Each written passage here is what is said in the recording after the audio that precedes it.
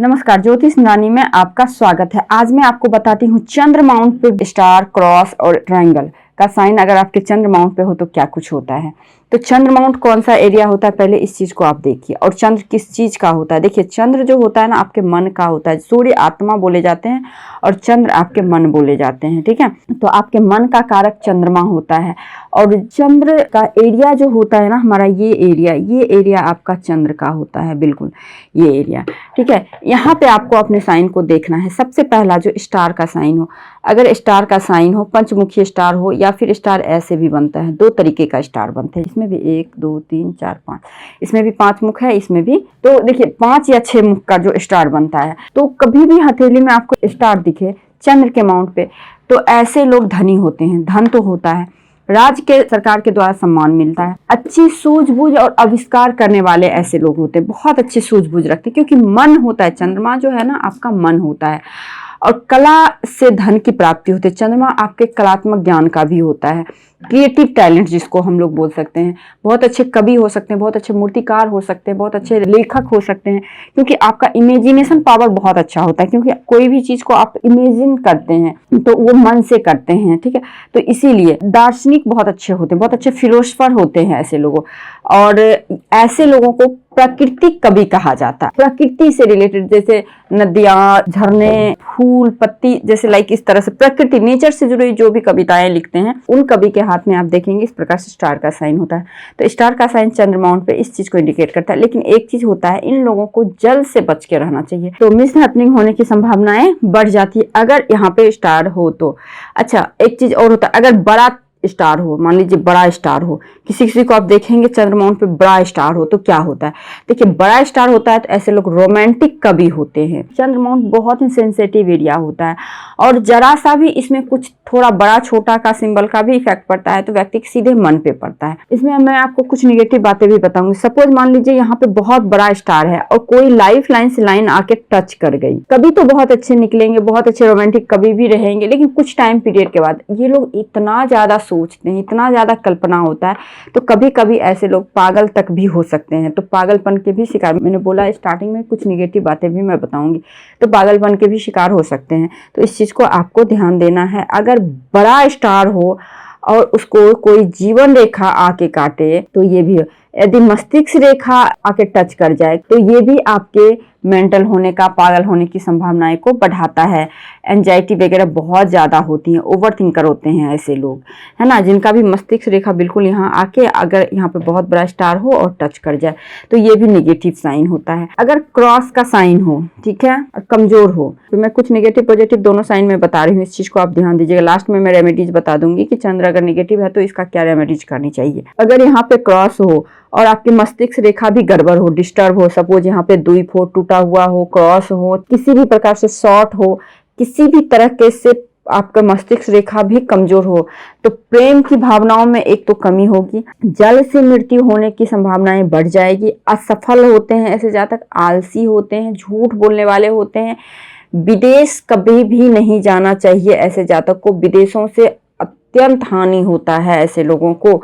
और एक चीज मैं बताती हूँ, जल से मृत्यु ये बहुत पहले लिखा गया, आज के टाइम में ये हो सकता है ये लोग डिप्रेशन में, आत्महत्या, सुसाइडल थॉट्स वगैरह भी ऐसे कर सकते हैं, ठीक है। क्योंकि जल तो यहाँ मिलता नहीं है, तो जल में क्या मृत्यु होगा, तो भावनाओं से इमोशनली अटैक होना, इमोशनली प्रॉब्लम होना, है ना, तो इनसे डेथ होने की संभावनाएं बढ़ जाती है। क्रॉस कभी भी अच्छा नहीं बोला गया। अगर आपके चंद्र माउंट पे क्रॉस है तो मैं साथ ही साथ आपको रेमेडीज बता देती हूँ। सबसे पहली बात तो आप मेडिटेशन करें, ऐसे लोगों से मेडिटेशन नहीं हो पाता है, कोशिश करें, हो गया तो ठीक है। दूसरी चीज क्या है, शिव जी की आप जितनी आराधना कर सकते हैं आप शिव जी की आराधना करें, नमः शिवाय का आप जाप करें, रुद्राक्ष की माला का प्रयोग करें आप। उसके बाद आपको क्या करना है, शिवलिंग पे जल अर्पण करना है, शिवलिंग पे तिल अर्पण करना है, और पानी वेस्ट बिल्कुल भी नहीं करना है आपको, ठीक है।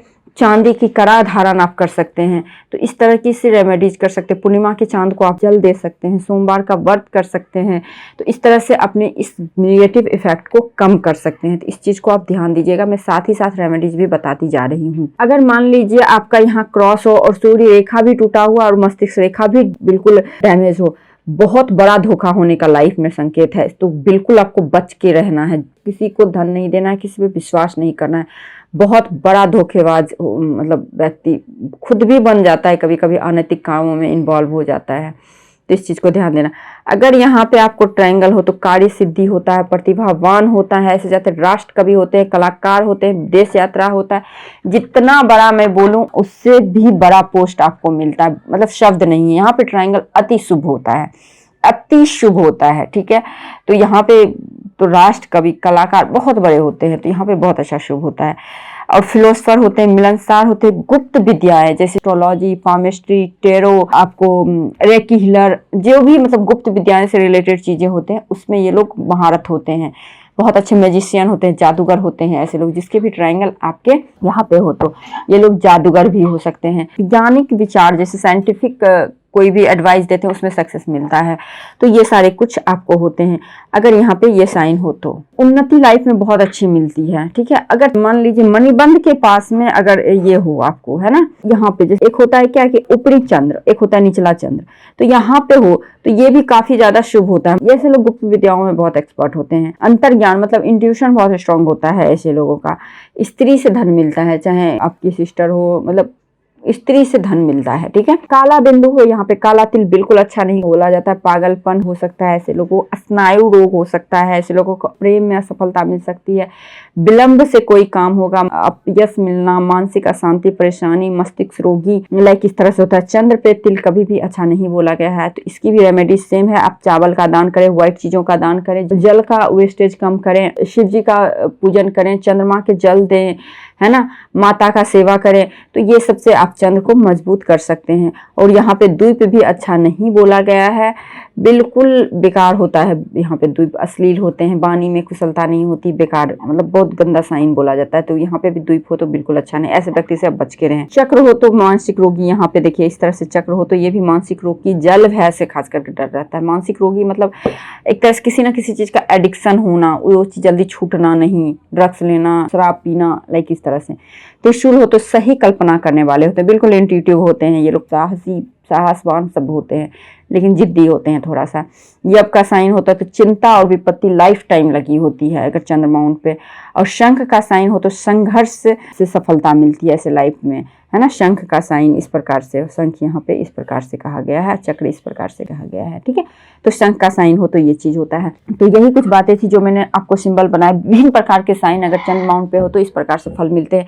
अगर चंद्र आपका अच्छा हो तो दी बेस्ट है, बहुत अच्छी बात है। अगर चंद्र आपका डिस्टर्ब है तो इसका मतलब है कि आप कहीं ना कहीं मन से बहुत परेशान हैं। तो इसके लिए सबसे बड़ा चीज होता है कि व्हाइट वस्त्र पहने, व्हाइट चीजों का दान करें, सोमवार के दिन दान करें, शिव जी का आप जितना पूजा कर सकते हैं, क्योंकि शिव जी के जटा में चंद्र है, तो चंद्र को कंट्रोल करने की शक्ति है, आपके मन को कंट्रोल करने की शक्ति अद्भुत है शिव जी में। तो शिव जी का पूजा करें खास करके, और केसर का तिलक लगाएं, चंदन का तिलक लगाएं। चंदन का फ्रिक्वेंस का जितना ज्यादा यूज कर सकते हैं करें।